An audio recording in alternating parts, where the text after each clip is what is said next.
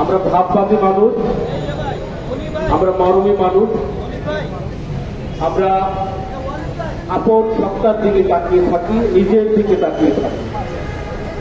আমরা কখনো কারো ভুল ত্রুটি অন্যায় এগুলো খুঁটিয়ে খুঁটিয়ে দেখে তাদের দোষ ধরতে চাই না। কিন্তু দুঃখের বিষয়, আজকে ইসলামের নামে আইনকে নিজের হাতে তুলে নিয়ে যে অনইসলামিক কার্যক্রম হচ্ছে, যে দরগা মাজার খানকাগুলোর উপরে আক্রমণ হচ্ছে, হামলা হচ্ছে, অগ্নিসংযোগ হচ্ছে, অত্যন্ত দুঃখের বিষয়। এই মাজারগুলো এই সুফিবাদী আইন এই দেশে ইসলাম এনেছে এবং প্রকৃত ইসলাম এনেছে। আজকে যে ইসলামের চেহারা আপনারা দেখছেন, এটা আসল ইসলাম না। আজকে তারা যে ইসলামকে আমাদের সামনে উপস্থাপন করছে, এটা মেকি ইসলাম, এবং তাদের এই ভ্রান্ত চেতনার কারণে সারা বিশ্বে আজকে মুসলমানরা প্রশ্নবিদ্ধ। মুসলমানদেরকে দেখে আজকে সারা বিশ্বের মানুষ ভয় পায়। সারা বিশ্বে আমাদের নাম যে মোহাম্মদের আমরা মাথার উপরে তুলে রাখি, সেই মোহাম্মদ নাম যদি আগে থাকে, নামের আগে আমাদের বিভিন্ন দেশে আমাদেরকে ভিসা দেয় না, আমাদেরকে ঢুকতে দেয় না, প্রবেশ করতে দেয় না। ইসলাম আজকে আতঙ্কের বিষয় হয়ে দাঁড়িয়েছে এই এনাদের কারণে। যারা ভ্রান্তভাবে ইসলামকে চর্চা করছে, আমি তাদেরকে দাওয়াত দিব, আসেন আমরা বসি, কোরআনের আলোকে আমরা দেখি আপনারা ভুল করছেন নাকি আমরা ভুল করছি, আপনারা সঠিক নাকি আমরা সঠিক। আজ পর্যন্ত কোন বাজার প্রেমী, কোন মর্মবাদী ভাববাদী মানুষ আজ পর্যন্ত কোনদিন কোন অস্ত্র হাতে তুলে নিয়ে কোন আক্রমণ, হামলা, কোথাও অগ্নিসংযোগ চালানোর কোন রকম নজির আজ পর্যন্ত নেই।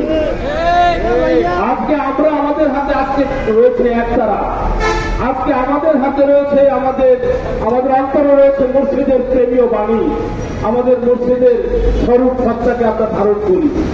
এই লোকগুলোকে আপনারা যেভাবে আক্রমণ করছেন, যেভাবে কোণঠাসা করছেন, আমাদের হাতে যদি আজকে লাঠি ছোটা চলে আসে, এটার দায়ও কিন্তু আপনাদের।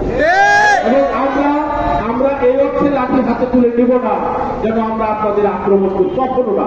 আমরা আমাদের নিজেকে আত্মরক্ষা করার জন্য হাতে লাঠি তুলে নিব। আরেকটা কথা বলি, এই সমস্ত ঘটনার দায় বর্তমান সরকার কিন্তু এড়াতে পারে না। বর্তমান সরকার অন্তর্বর্তীকালীন সরকার, এই সরকার হওয়া উচিত নিরপেক্ষ। এই সরকার হওয়া উচিত সকল মতের, সকল মতবাদের মানুষের প্রতি সমান সহানুভূতি সম্পন্নশীল, সহমর্মী। কিন্তু আমরা যে একের পর এক আক্রান্ত হচ্ছি, বাংলাদেশ বর্তমান সরকার তারা নিশ্চুপ হয়ে রয়েছে।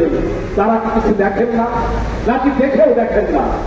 আজকে আমাদের প্রশ্ন, আপনারা এই দায় এড়াতে পারেন না। যা হয়েছে হয়েছে, এখন থেকে যেন আর একটি আক্রমণ না হয়, এখন এই মুহূর্ত থেকে যেন আর একটি হামলা না হয়, আপনারা সেই ব্যবস্থা করুন। আর নয়তো ইতিহাসে আপনারা রাস্তা করে নিক্ষিপ্ত হবেন। ইতিহাস আপনাদের ক্ষমা করবে না। আপনারা এক অত্যাচারী শাসক বলে ইতিহাসে প্রতিপন্ন হবে।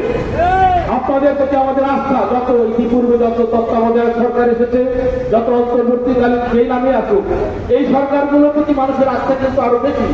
যদিও নির্বাচিত সরকারের প্রতি মানুষের আস্থা থাকা উচিত, কিন্তু আমরা দেখেছি অতীত জীবনে যে তত্ত্বাবধায়ক সরকারের প্রতি মানুষের আস্থা বেশি।